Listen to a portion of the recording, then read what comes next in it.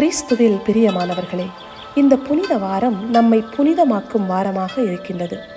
இன்றைய நற்செய்தியில் இயேசு தன்னை காட்டிக் கொடுக்க இருந்த யூதாஸை பற்றி தெரிந்திருந்தும் அவரை அன்பு செய்கின்றார்.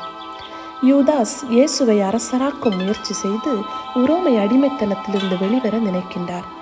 அவர் எதிர்பார்த்தது எல்லாம் அரசியல் ஆதாயம் மிக்க ஆட்சியாக இருந்தது. ஆனால் இயேசு ஆன்மா சார்ந்த விடுதலையை மக்களுக்கு அளிக்க விரும்பினார். அதற்காக அவர் எவ்வாறு துன்பப்பட போகிறார் என்பதையே இன்றைய வாசகங்கள் நமக்கு சுட்டி காட்டுகின்றன. நாம் நம் அன்றாட வாழ்வில் எதற்காக இறைவனை நோக்கி செல்கின்றோம்? நமது பொருளாதார வளர்ச்சிக்காகவா, இல்லை ஆன்மீக வளர்ச்சிக்காகவா? சிந்திப்போம். ஆண்டவராகிய இயேசுவே, நானும் யூதாஸை போன்றிராமல் நீர் என் மீது கொண்டுள்ள அன்பின் ஆழத்தை முழுமையாக புரிந்து கொள்ளவும், எல்லாவற்றிற்கும் மேலாக உம்மை அன்பு செய்யவும் எனக்கு அருள் தாரும்.